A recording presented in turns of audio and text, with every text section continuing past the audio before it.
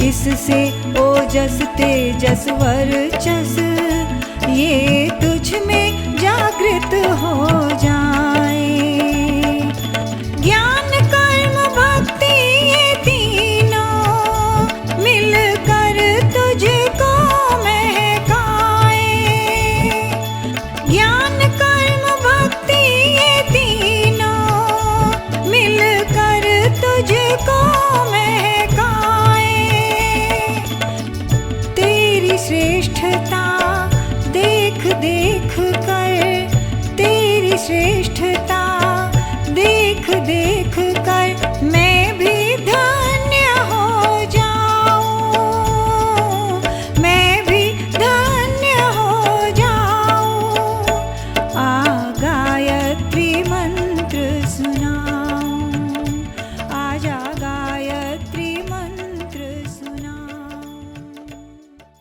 आज जब हम बात कर रहे हैं मंत्र के ज्ञान विज्ञान की, तो ये जो चर्चा होगी वो जप, और जप किसका? मंत्र का।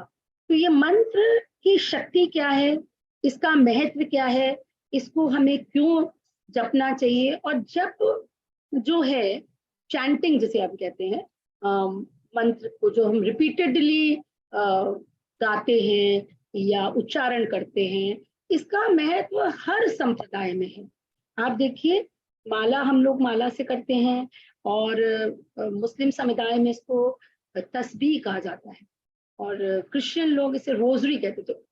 हर सेक्ट में, हर रिलीजन में माला का महत्व, यानी कि उनके भी कुछ मंत्र होते हैं और वो लोग भी इस को चैंट करते हैं। चैंटिंग का महत्व हर उसमें, क्योंकि ये विज्ञान जो है वो ध्वनि तरंगों पे आधारित है। ध्वनि तरंगे किस प्रकार से ऊर्जा हमारे अंदर उत्पन्न करती हैं, क्या विशेषता है। लेकिन मंत्र केवल जीभ से उच्चारण किए जाने वाले कुछ शब्द नहीं है, नहीं तो गुरुदेव कहते हैं वो केवल जीभ की रगड़ रह जाएगी, उसमें कोई प्राण नहीं आएगा। तो उस मंत्र को इफेक्टिव कैसे बनाना है, उसके पीछे क्या विज्ञान है, वो हम समझेंगे। एक प्रकार की यह साधना है। आजकल आप जैसे जानते हैं, नवरात्रि में कई प्रकार की साधनाएं लोग करते हैं, जैसे पाठ करते हैं, मंदिर दर्शन को जाते हैं, रात्रि जागरण करते हैं, बहनें बैठ के कीर्तन करती हैं, भजन करती हैं। ये विभिन्न प्रकार के साधना के प्रकार हैं ये। लेकिन ये जितने कर्मकांड होते हैं जिसमें हम केवल मुंह से गाते हैं, लेकिन उसमें मानसिक कृत्य नहीं है, कर्मकांड अधिक है। जैसे गाना बजाना, कीर्तन कर लिया हमने, पाठ कर लिया, कुछ इस तरह से रात्रि जागरण कर लिया, तो ये एक तरह के कर्म कांड है जिसमें मानसिक क्रियाकलाप कुछ नहीं होते, मानसिक रूप से उतना कनेक्ट नहीं होते। तो जब सेकंड स्टेज पे चढ़ते हैं तो आता है मंत्र की साधना और ध्यान। ये दो एक नेक्स्ट लेवल की साधना है। तो जब हम, जैसे आप अपनी पढ़ाई को याद करिए, तो जैसे आप नर्सरी से केजी में गए, फिर मिडिल में गए, फिर हाई स्कूल में गए, इंटर किया, उसके बाद ग्रेजुएशन किया, फिर पीएचडी, तो ऐसे ही साधना में विभिन्न प्रकार के स्तर होते हैं।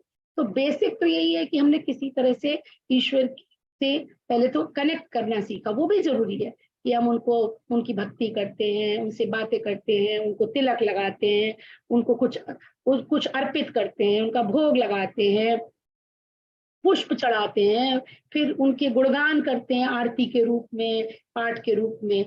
उसके बाद जो नेक्स्ट स्टेप आता है वो है जप और ध्यान। ये आप अलग अलग कर सकते हैं, या गुरुदेव ने बताया जप और ध्यान साथ साथ, उपासना के 2 चरण, जप एवं ध्यान। इसमें कर्म कांड कम हो गया। अब आपकी कनेक्टिविटी, आप ईश्वर से अधिक कनेक्ट कर रहे हैं, आपके मन मस्तिष्क में ईश्वरीय चेतना का प्रभुत्व छाया हुआ है, आप अधिक से अधिक ईश्वर से कनेक्ट करने का प्रयास कर रहे हैं, या तो मंत्र के माध्यम से या ध्यान के माध्यम से। अगर हम लेवल की बात करें तो मंत्र से ऊंचा है ध्यान, लेकिन ध्यान से भी ऊंचा है कर्म फल का त्याग। हम किसी उद्देश्य के बिना जब निष्काम भाव से कर्म करते हैं, हम कर्म करते हैं लेकिन उसके फल की इच्छा त्याग देते हैं, वो ध्यान से भी उच्च श्रेणी की साधना में आता है।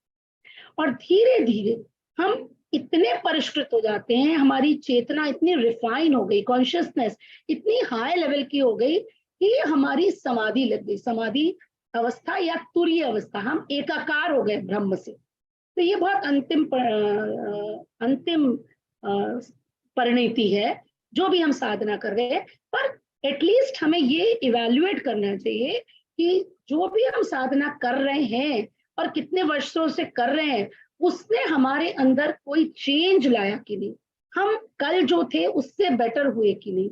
यदि हमारे अंदर कोई बदलाव नहीं आया, आज भी हमें उतना ही गुस्सा आता है, आज भी हमारे अंदर पेशेंस नहीं डेवलप हुई, आज भी अगर हमें लोगों से प्रेम नहीं हो पाता है, हम उनके प्रति आत्मीयता नहीं रख पाते, हमारे अंदर करुणा संवेदना जागृत नहीं हुई, तो जो भी हम कर रहे हैं, चाहे जप है चाहे ध्यान है, वो हमारा वो फलीभूत नहीं हो रहा है। इसका मतलब वो कहीं ना कहीं हमें उसमें देखना पड़ेगा कि कुछ ना कुछ प्रॉब्लम है, हमें रीइवैल्यूएट करना पड़ेगा कि हमारा कुछ ना कुछ तरीका गलत है।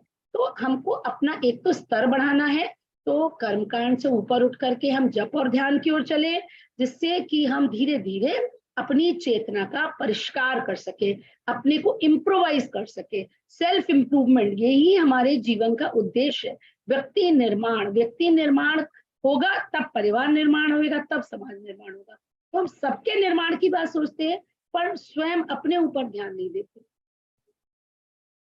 अब करना क्या है, ये कि हमारा जप जो है इफेक्टिव हो, तो बहुत ज्यादा आपको टेंशन लेने की जरूरत नहीं है। आप ये ध्यान रखिए कि आप, एक तो आपको ये हमेशा ध्यान रखना है कि आपकी केवल फिजिकल बॉडी नहीं है, आपके 3 शरीर।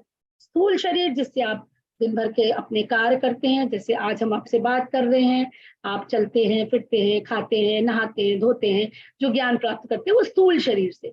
और सूक्ष्म शरीर जो विचारों का सेंटर है, जहाँ आपके आइडियाज आते हैं, आप कोई प्लानिंग करते हैं, जैसे आप बच्चे को कोई प्रोजेक्ट मिला, आप डाउनलोड करेंगे, इमेजेस डाउनलोड करेंगे, स्लोगन्स डाउनलोड करेंगे, पहले मन में विजुअलाइज करेंगे कि मैं कैसा प्रोजेक्ट बनाऊं बच्चे के लिए, बच्चे को हेल्प करेंगे, बच्चे को आप उसको मोटिवेट करेंगे कि वो खुद भी सोचे। तो ये जो सोच चल रही है हमारी, वो सूक्ष्म शरीर में है।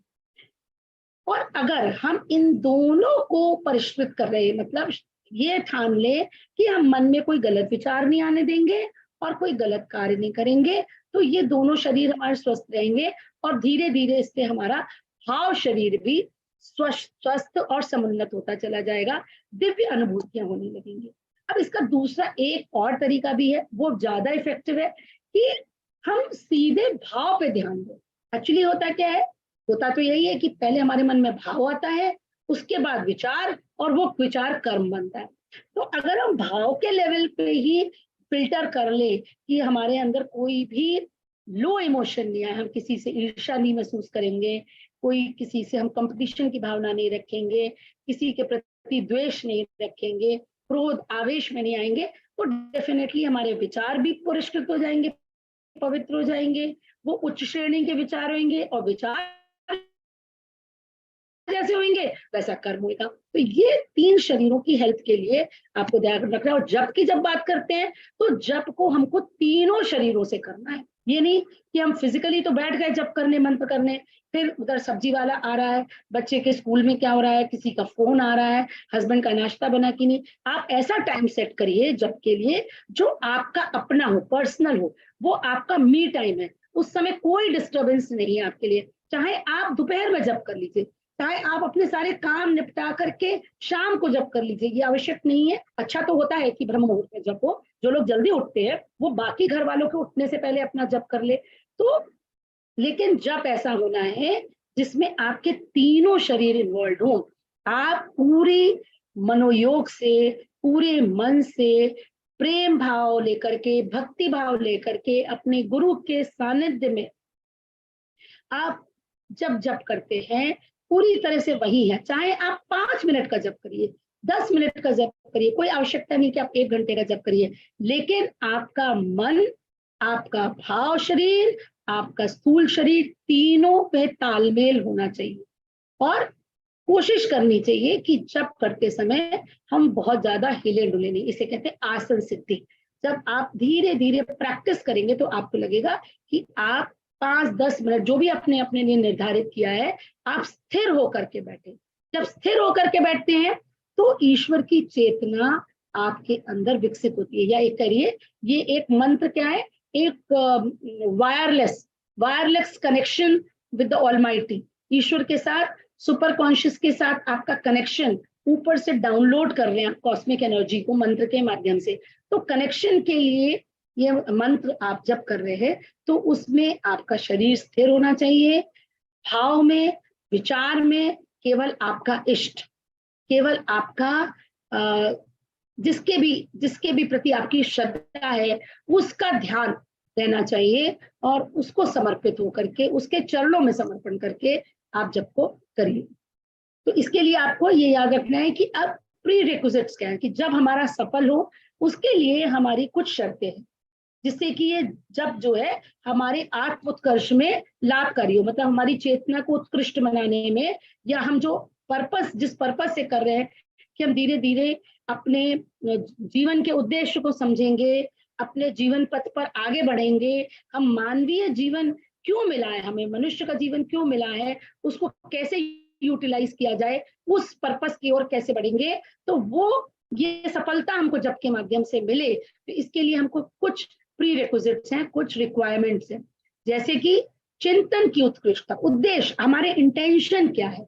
कोई दिक्कत नहीं है, हम किसी मनोरथ के लिए भी कर सकते हैं, पर हर समय केवल ईश्वर से मांगना कि आज मैं ये फला एग्जाम पास कर लूं, या मेरे घर में कोई बड़ी कार आ जाए, या मेरा घर हो जाए, या हम भौतिक उद्देश्यों के लिए अक्सर सोचते मैं जप कर लेती हूँ इसके लिए, वो हो गया जैसे हम बहुत छोटी चीज, हमको एक कोई बहुत महापुरुष या एक बहुत कोई ऐसे देवता मिले और हमने उनसे मांगा क्या, टॉफी, लॉलीपॉप, तो ये गलत नहीं है, वो हमारे माता पिता हैं, हम उनके सामने अपनी मांग रख सकते हैं, लेकिन फिर हम उनके चरणों में समर्पित कर देंगे। हाँ, हम अपनी समस्या उनके सामने रख सकते हैं, उस उद्देश्य से जब भी कर सकते हैं, लेकिन ये आदत ना बन जाए कि एक चीज पूरी हो गई हम दूसरी चीज के लिए ऊपर चले गए, हम उनके ऊपर छोड़ दें। वो जानते हैं कि हमारे लिए क्या उचित है क्या अनुचित है, जैसे आप अपने बच्चे के लिए जानती है ना कि उसको आज दिन भर में कितना टीवी देखना है, उसको कितनी देर लैपटॉप देना है, उसको कितनी देर बाहर खेलना है, कितनी देर पढ़ाई करनी है, कितनी चॉकलेट्स खानी है, ये सब आप डिसाइड करती है। ऐसे ही ईश्वर हमारा माता पिता है, वो जानता है हमारे लिए उचित क्या है, तो हम अपने भाव उसके चरणों में रख दें, लेकिन मन का हो तो बहुत अच्छा, ना हो तो और भी अच्छा, क्योंकि उसमें प्रभु की इच्छा शामिल हो गई। तो चिंतन में हमेशा अच्छा उद्देश्य रहना चाहिए, कभी किसी के प्रति दुर्भावना रखते हुए आप जब तय करें वो कभी भी सफल नहीं होगा। फिर आपके कर्तव्य में, आपके कर्मों में आदर्शवादिता होनी चाहिए। अगर आप जब करते हैं, सुबह तो आपने रोज 30 माला करी, फिर आपने अपना मान लीजिए कोई व्यापार है उसमें आपने चीटिंग कर ली, आपने अधिक, जितना मुनाफा आपको कमाना चाहिए उससे अधिक मुनाफा कमा लिया, या किसी से झूठ बोल करके आपने फायदा ले लिया, तो ये जब की सफलता नहीं निर्धारित करेगा। तो ये जब कोई किसी लाभ का नहीं होगा। तो आपके कर्म में आदर्शवादिता, आपको आइडियलिज्म, जो आदर्श निर्धारित है मनुष्य के लिए, उसको आपको फॉलो करना है। फिर सबसे इंपॉर्टेंट है श्रद्धा और विश्वास। भवानी शंकरो वंदे श्रद्धा विश्वास रूपड़ो, ये तुलसीदास जी ने तीसरा या चौथा दोहा है रामचरितमानस का, कि मैं उन शंकर और भवानी को के चरणों में वंदना करता हूं जो श्रद्धा और विश्वास का रूप है। तो अगर आपके जप में आपके इष्ट के प्रति श्रद्धा नहीं है, विश्वास नहीं है, तो ये जप सफल नहीं हो सकता। श्रद्धा विश्वास, पूर्ण समर्पण, जो वो करेंगे वो अच्छा, जो वो चाहेंगे वैसा होगा, उनकी इच्छा में अपनी इच्छा को मिलाना, भक्त का यही डेफिनेशन होती है। भक्त का अपना कोई अस्तित्व ही नहीं रहता, वो ईश्वर की इच्छा में अपनी इच्छा को मिलाता है। जैसी प्रभु इच्छा, जो हो रहा है अच्छा हो रहा है, चाहे सांसारिक दृष्टि से देखने में लग रहा हो कि ये हमारे लिए सही नहीं है, लेकिन नहीं, उसमें भी कुछ अच्छा है जो हम बाद में रियलाइज करते हैं कि नहीं, ये हमारे लिए अच्छा था। और श्रद्धा विश्वास से जब आप जप करते हैं तो आपके अंदर भक्ति और प्रेम डेवलप होता है। ये भक्ति और प्रेम के माता पिता ही हैं, श्रद्धा और विश्वास। भक्ति प्रेम आपका जागृत होगा तो आपकी जप की सफलता बढ़ती चली जाएगी, जप में प्राण आ जाएगा। आपका जो ईश्वर की चेतना है वो आपके अंदर ऐसी घुलती चली जाएगी कि शनै शनै आप ईश्वर के करीब होते चले जाएंगे, आप स्वयं ईश्वर बनते चले जाएंगे, सद्गुणों का रोपण होता चलेगा जाएगा, आपके कुसंस्कार घुलते चले जाएंगे, आपकी गलत आदतें, आपके अंदर जो भी अवांछनीय है, जो आप चाहते हैं ये मेरा खत्म हो जाए, आप ट्राई कर रहे हैं कि ये मेरी आदत समाप्त हो जाए, वो देखिए स्वतः आपकी जो आपको लगता है कि जो अवांछनीय तत्व है वो आपके घुलते चले जाएंगे और आपके अंदर सद्गुणों का रोपण स्वयं होता चला जाएगा। फिर चारित्रिक पवित्रता, इसको गुरुदेव ने बहुत महत्व दिया है कि पवित्र और निर्मल चरित्र के व्यक्ति का ही साधना सफल होती है। ये एक बहुत बड़ा प्रीरेक्विजिट है हमें ईश्वर के पास जाने के लिए। हमें नर नारी आपस में पवित्रता की दृष्टि रखें, ये बहुत इंपॉर्टेंट एक कंडीशन है जो गुरुदेव लिखते हैं कई जगह, और ये ईश्वर की लगाई हुई है कि हमारे चरित्र में पवित्रता होगी तभी हम ईश्वर से निकटता महसूस करेंगे या ईश्वर हमें अपने पास बुलाएगा। उच्चारण महत्वपूर्ण है, लेकिन जब हम उपांशु जप करते हैं तो मनी मन बोलते हैं तो इतना उच्चारण का महत्व नहीं होता। जब हम बोल करके जोर जोर से जब करते हैं, बोल करके, उसमें हमें उच्चारण का ध्यान रखना चाहिए, क्योंकि वो ध्वनि तरंगे उच्चारण के अनुसार ही डेवलप होंगी। इसलिए जो मंत्र की एफिकेसी है वो कितना इफेक्टिव होगा, कितनी ऊर्जा प्रोड्यूस करेगा, वो इस पर डिपेंड करेगा कि हमारा उच्चारण कैसा। फिर आता है बहुत इंपॉर्टेंट एक पॉइंट, धारणा। जब भी हम जप करें कुछ ना कुछ विजुलाइज करें, एक एफर्मेशंस, विजुलाइजेशन, मन में धारणा बनाए, क्योंकि हमारा ब्रेन जो होता है वो इंप्रेशंस पे काम करता है। हमारा ब्रेन जो है वो कुछ यादों पे काम करता है। जैसे आप कभी मान लो बद्रीनाथ गए, आपसे कहा जाए कि अच्छा बद्रीनाथ में बैठ करके जप करिए, और आप अपने घर में बैठे हैं लेकिन आप बद्रीनाथ गए हैं, आप तुरंत बद्रीनाथ पहुंच जाएंगे, आपका मन बद्रीनाथ पहुंच जाएगा। जहां भी आप रुके थे, मंदिर का परिसर, पहाड़ों का सानिध्य और अलकनंदा की कलकल करती ध्वनि, आप कहीं भी अपने को विराजित कर लेंगे, आपके सूक्ष्म शरीर वहां पहुंच जाएगा तुरंत, और आप वहीं बैठकर जप करने लगेंगे। अभी मैं आपसे कहूँ आप शांति कुंज में जाकर के जप कर लीजिए, और ऐसा हम लोग करते हैं रोज के अपने ध्यान में, जप में शांति कुंज की परिक्रमा करते हैं, तो आप कहते हैं हाँ ठीक है, हम समाधि स्थल पे पहुंच जाते हैं, गुरुजी परम पूज्य गुरुदेव वंदनीय माता जी का ध्यान करेंगे वहीं पे, और सजल श्रद्धा प्रखर प्रज्ञा के सामने बैठ करके हम जप करें। आपने धारणा बना ली कि मैं तो इस समय शांति कुंज में गुरुदेव माता जी के सामने बैठ के जप कर रहा हूं। हम कहते हैं आप गुरुदेव के कक्ष में पहुंच के जप कर लीजिए। जो लोग जैसे कृष्ण भगवान के भक्त है वो वृंदावन पहुंच करके वहां राधे राधे का जप करते हैं, वृंदावन पहुंच गए, वो बस अपने धाम में पहुंच गए और वहीं पे जप कर रहे हैं। तो धारणा बनाना, इससे जप की शक्ति बढ़ती है, क्योंकि आपका ब्रेन एक्चुअली इंप्रेशंस पे काम करता है। आपको अगर हिमालय से लगाव है तो हिमालय का ध्यान करके जप करिए। आप सूर्योदय के समय किया हुआ जप मिलियन टाइम्स इफेक्टिव होता है। तो आप मान लीजिए सूर्योदय के समय नहीं कर पाते हैं तो आप सूर्योदय का भाव बना लीजिए, आप एक पिक्चर डाउनलोड कर लीजिए, लगा लीजिए, उसको बार बार देखिए, उसका इंप्रेशन बनाइए। सूर्योदय हो रहा है, नीचे समुद्र की लहरें हैं या समुद्र के किनारे आप बैठे हैं, सूर्योदय हो रहा है, सूर्य की लालिमा पूरे आसमान में छा गई है, ऐसा भाव बनाते हुए आप जप करिए, ऐसा पिक्चर बनाइए मन में। तो ये इंप्रेशंस जो है वो जप को प्रगाढ़ करते हैं, क्योंकि आपका ब्रेन जो है ज्यादा रिसीव करता है जब आप कुछ इमेजिन करते हैं। तो ये धीरे धीरे इमेजिनेशन जो होगी वो परिपुष्ट हो जाएगी, और फिर वो एक्चुअली कल्पना नहीं रहेगी, वो एक्चुअली सिद्ध हो जाएगा, क्योंकि जैसा हम सोचते हैं वैसा ही घटित होता है। तो आपको एक अच्छा इंप्रेशन बनाना, और ये सब जब ये शर्तें पूरी होती हैं तो आपके जप में प्राण आ जाता है, आपकी वाक शक्ति डेवलप हो जाती है।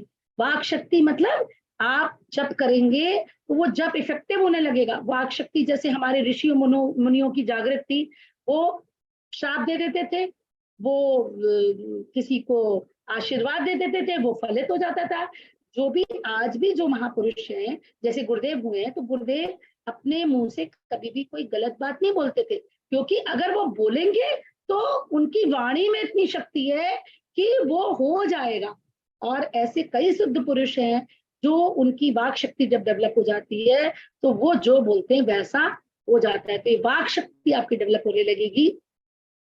तो अगर इनके अनुसार जो अभी आपको बताया गया कि आपका उद्देश्य अच्छा होना चाहिए, चिंतन में उत्कृष्टता होनी चाहिए, आपके अंदर आपकी पर्सनालिटी में आइडियल गुणों का आरोपण होना चाहिए, कर्मों में आदर्शवादिता, हम किसी को नुकसान पहुंचाने के लिए कोई कर्म नहीं करेंगे, हम स्वार्थवश कम हम स्वार्थवश कोई कर्म ना करके परमार्थ की ओर अग्रसर होंगे।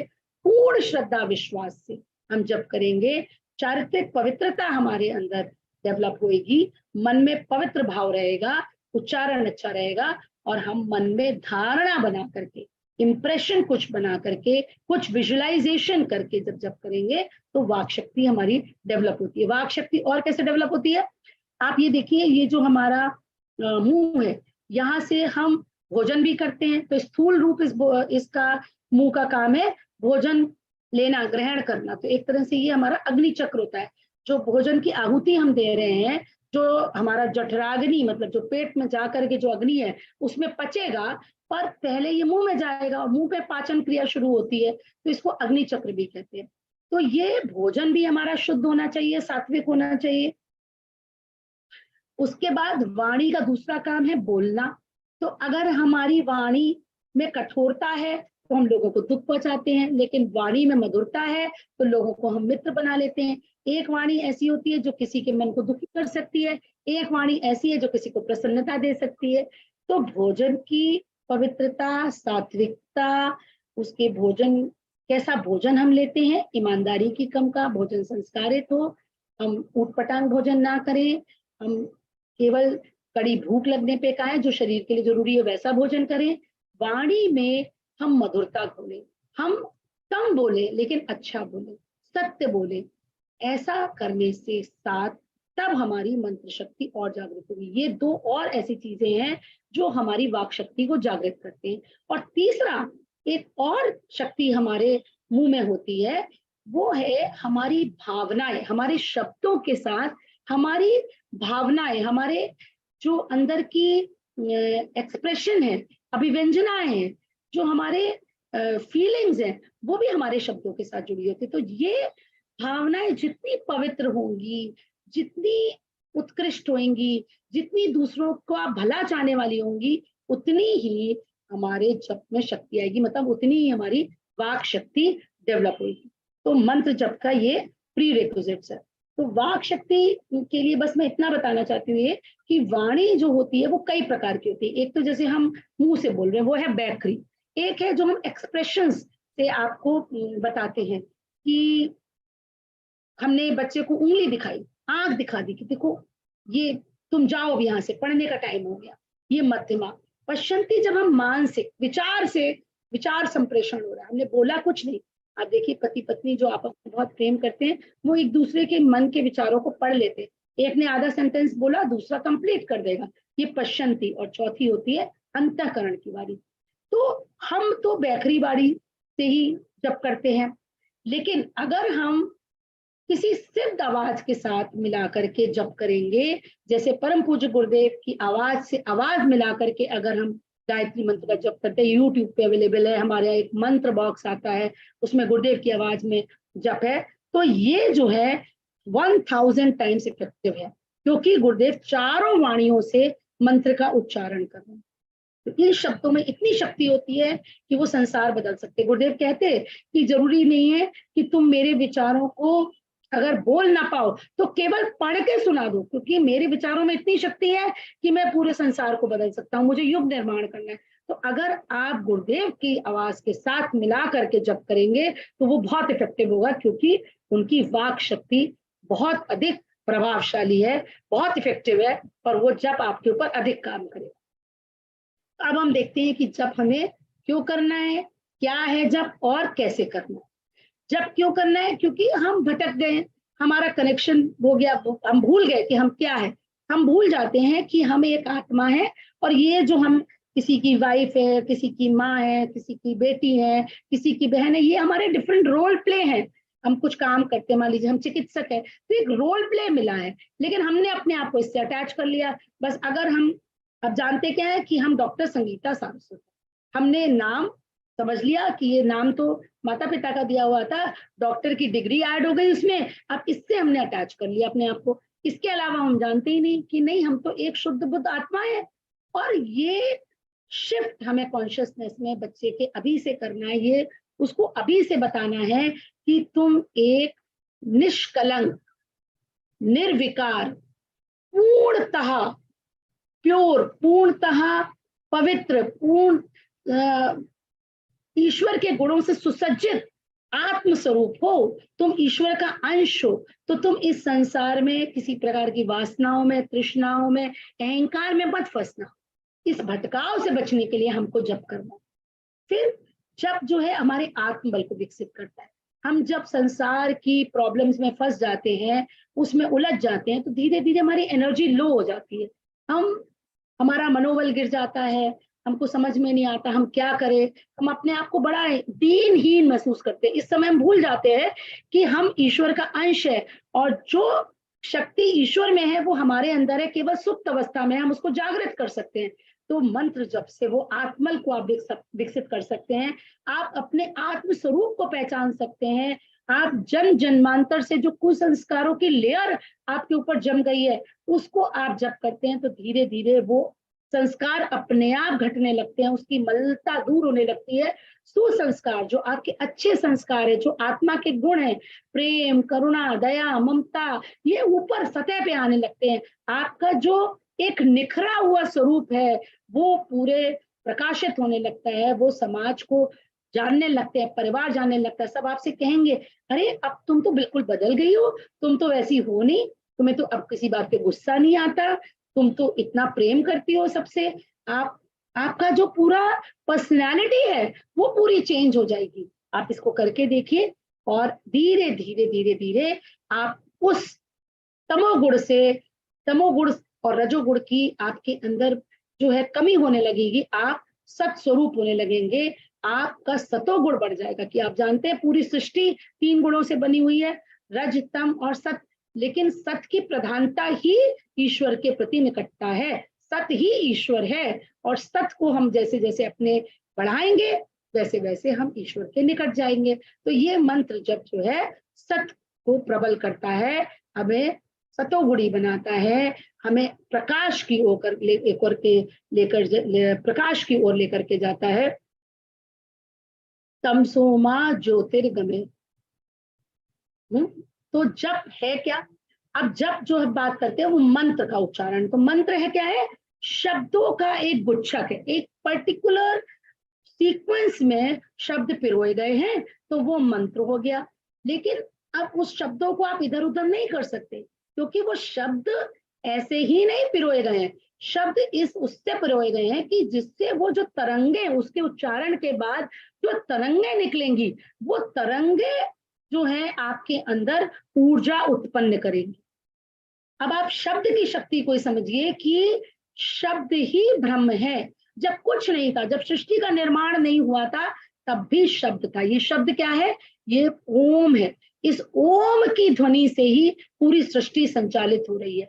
आप जो नाद योग साधना करती हैं शाम को 6 बजे, इसमें विभिन्न प्रकार की ध्वनियां हैं। अब इन ध्वनि की इन कणियों को आप जोड़ती चली जाएंगी तो अंत में आप ओम तक पहुंचेंगी, और ओम ही ईश्वर। तो ये जो सृष्टि का निर्माण हुआ है वो शब्द से हुआ है। बिग बैंग थ्योरी जो आपका क्वांटम फिजिक्स बताती है कि थोड़े से मैटर में एक बहुत विस्फोट हुआ। विस्फोट किसका हुआ? साउंड का। और उस विस्फोट से वो मैटर और ऊर्जा उत्पन्न हुई, बहुत अधिक ऊर्जा उत्पन्न हुई, और उससे यूनिवर्स का, ब्रह्मांड का निर्माण हुआ और होता चला जा रहा है, वो एक्सपैंड करता चला जा रहा है। तो ब्रह्मांड क्या है? पदार्थ और ऊर्जा का मिला हुआ मिश्रण, जिसको हम अलग नहीं कर सकते, वो आपस में मिले हुए हैं। मैटर एंड एनर्जी इंटैंगल्ड है, एक दूसरे में इंटैंगल्ड है। जैसे आपके शरीर में 5 तत्व हैं, क्षिति जल पावक गगन समीरा। मतलब 5 तत्वों से शरीर बना है, और एनर्जी बॉडी है, आपका जो विचार है और जो भावनाएं हैं वो ऊर्जा है, एनर्जी है।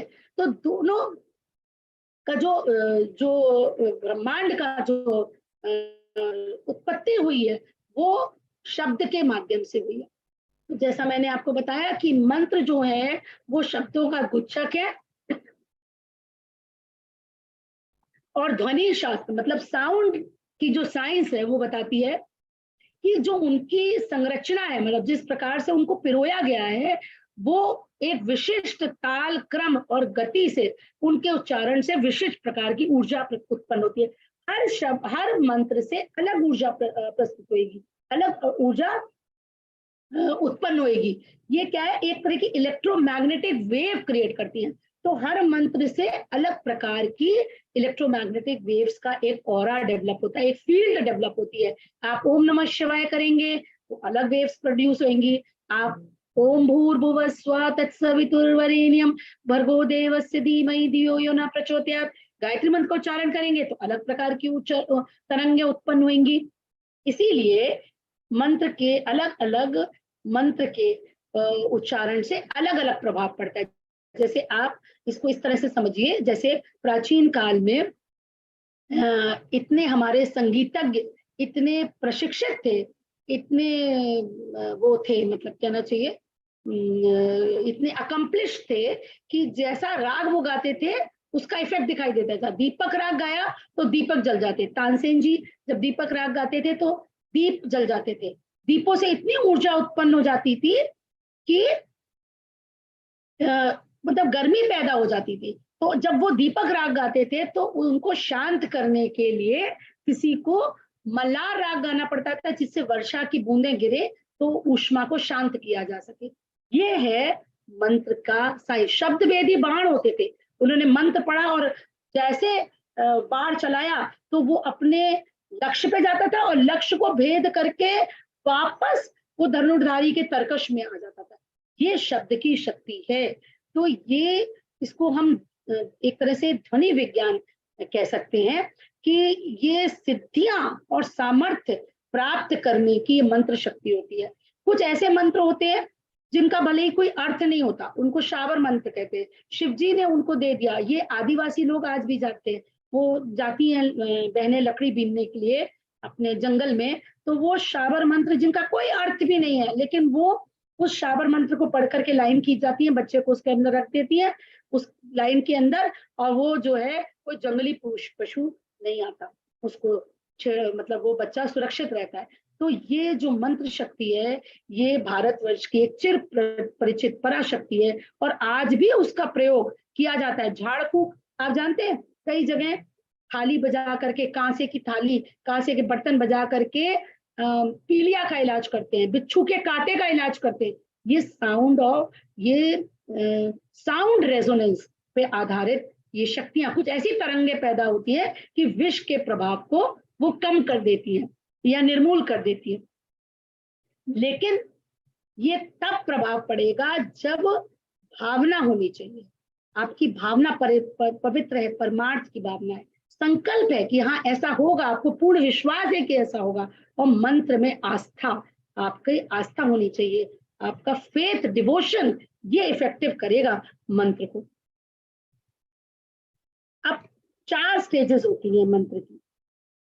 तो ये लर्निंग की भी साइंस है, मनोविज्ञान में भी बताया गया है कि जब हम किसी नई चीज को सीखते हैं, जैसे आप बच्चों को पहाड़े याद कराती है, टेबल्स याद कराती है, नर्सरी राइम्स याद करती है, तो रिपीट कराते हैं।